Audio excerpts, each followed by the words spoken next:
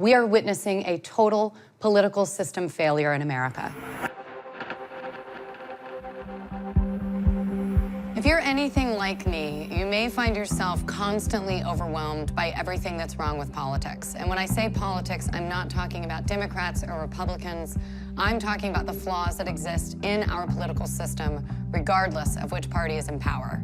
And I know it's hard to talk about politics these days, but look, the government is ours. We pay for it, so it needs to work for us. And right now it doesn't, and I mean it really doesn't. So what's going on here? Is it Russian meddling in social media? Is it him? Is it her? No. Those two were the least popular presidential candidates since they began keeping track of such things. Only 4% of Americans have a great deal of confidence in Congress now. Just 4%. America is no longer even considered a full democracy. We are witnessing a total political system failure in America, which is the complete opposite of what our nation's founders had in mind.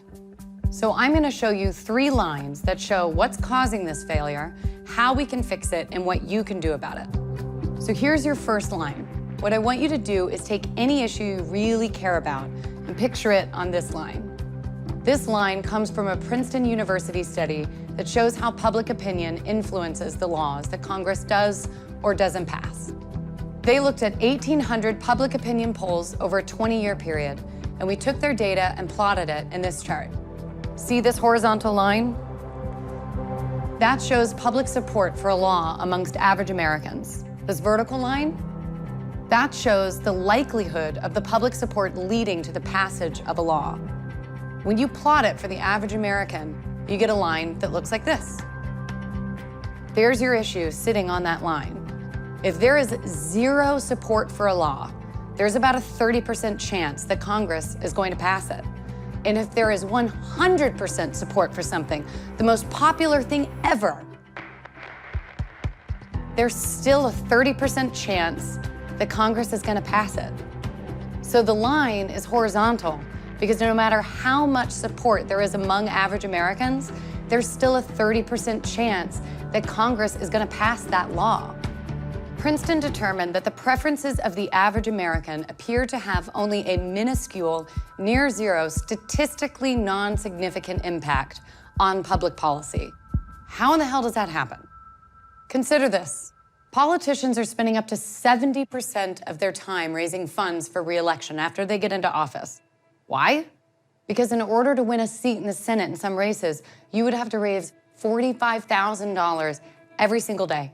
365 days a year for 6 years to raise enough money to win. Now consider that only 0.05% of Americans give more than $10,000 to politics.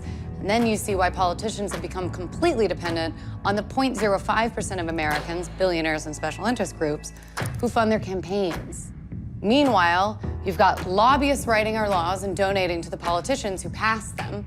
We have a 2-party duopoly of Democrats and Republicans that makes it so that independents can't win, while the American people are leaving the major parties in droves. As you can see here, nearly half of American voters are now registered independent. And then there's gerrymandering, with politicians drawing the boundaries of their own voting districts into crazy shapes designed to prevent competition. Today, only 14% of House campaigns are actually competitive. 86% of them are not. And we wonder why young people feel that their vote doesn't matter. I've covered a lot here, but it all adds up to this vast ring of influence over our elected leaders. It's a corrupt system in which we, the people, have near 0 influence over our own government. And that is sad. That is not the country I feel like I grew up in. But what's worse is that by allowing this to happen, we are causing the failure of the most important issues facing our nation. We're wasting trillions of dollars a year on fraud and abuse in our own government. 1 in 5 American children live in poverty. Our health care is the most expensive in the world. We have more people in prison per capita than Russia and China. We're losing jobs to the rest of the world, and we're not even doing enough to keep our air and our water clean for our children. America was founded on the promise of self-governance, but instead we have statistically non-significant impact on public policy. So the question is, how do we unrig this system? I'm obsessed with this idea, not just of unrigging it, but actually fixing it. That's when I met Josh. This is it. This is the issue behind the issues. If we fix the system, we'll have so much more power to fix everything else. So I spoke to some of the most brilliant people in the country. Constitutional scholar Lawrence Lessig, Zephyr Teachout, and dozens of other constitutional scholars and experts and strategists. They all said the same thing. You could pass a law that would stop political bribery and fix our broken elections. And if you could do that, you could wrest power away from the corrupt establishment and put it back in the hands of the people. Here's how you fix our broken elections. End gerrymandering with independent redistricting commissions. Create ranked choice voting so third parties and independents can run and win. Implement automatic voter registration and vote from home. And here's how we can crack down on political bribery. Overhaul lobbying and ethics laws and close the revolving door so politicians can't be bribed with high-paying job offers. Mandate full transparency of political spending so we know who's trying to buy influence. Give every voter a $50 or $100 tax voucher so politicians spend time fundraising from their constituents, not just that 0.05% that I talked about earlier. If you could pass even just some of these reforms, you would undo that ring of influence and begin to reinstate we the people as the most important influence over our elected leaders. So we took all of these reforms and put them in a model law and named it the Anti-Corruption Act. And get this, 87% of Americans support making the Anti-Corruption Act the law of the land. Look at the breakdown.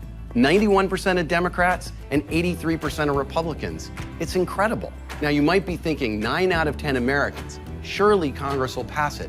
But on this issue, more than any other issue, it's like asking the fox to put a lock on the henhouse. Politicians won in the current system, and they have an incentive not to fix it. So we need to go around Congress, in this case, by passing anti-corruption acts in cities and states all across America. Now, every time I say this, people look at me and say, how does passing city and state laws lead to fixing all of these problems with the federal government? Can I do this part? Go for it. So, first of all, the US Constitution gives states sole control over how elections are run, even federal elections. So when we fix gerrymandering or election laws, that fixes the federal election in each state.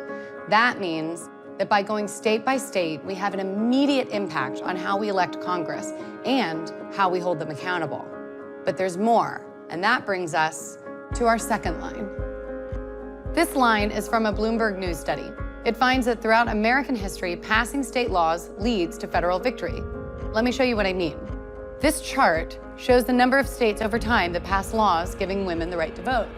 When it hits the right side of the chart, that's the federal victory. Okay, now I want you to watch the blue line. We're gonna do this again with interracial marriage. There were a few states in the Northeast that made it legal decades ago, and centuries go by, and we hit this blue line where all of a sudden there's a rush of activity, which leads pretty quickly to federal passage. So here we are again with same-sex marriage. One state, Massachusetts, for many years. A couple decades later, we hit that blue line, a jump in state activity and federal passage. This isn't about these issues. This is about a winning political strategy. The crucial finding in the Bloomberg study is that a key event, often a court decision or a grassroots campaign reaching maturity, triggers a rush of state activity that ultimately leads to a change in federal law. So fixing this problem is possible, but how do we create our trigger moment for this issue? Well, the grassroots campaign from the study, that's Represent Us.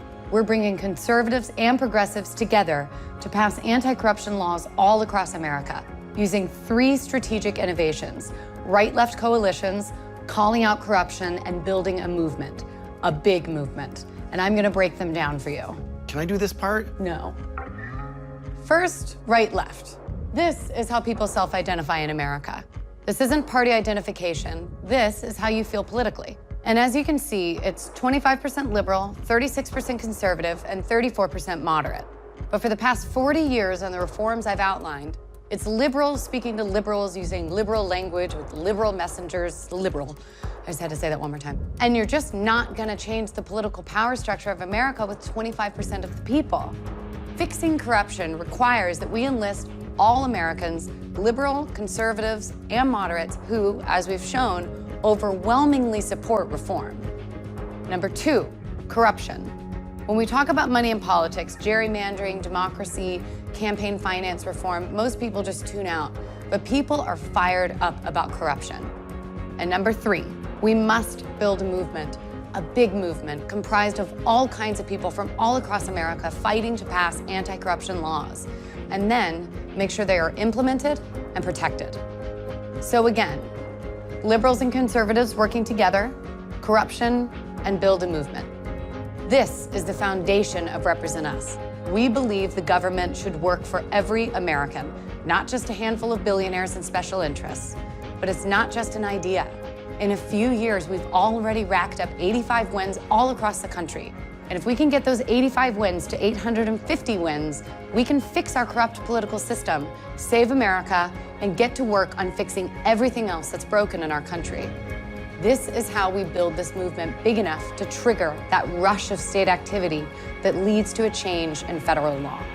And that brings us to our last line. Right now, this is you. And right now, these are all of the ways that you can help us go state by state, city by city, to fix the corruption in American politics. Volunteer and join a Represent Us chapter. Or, if that's not your thing, join the Commonwealth to make a monthly donation in support of someone who does volunteer. 100% of your money goes straight to passing these laws, not to overhead or our expenses. Every voice matters. Your voice matters. If you do nothing, nothing changes. But if we all do a little, we can win together. So the only question left is this: will you cross that line? Join us at represent.us.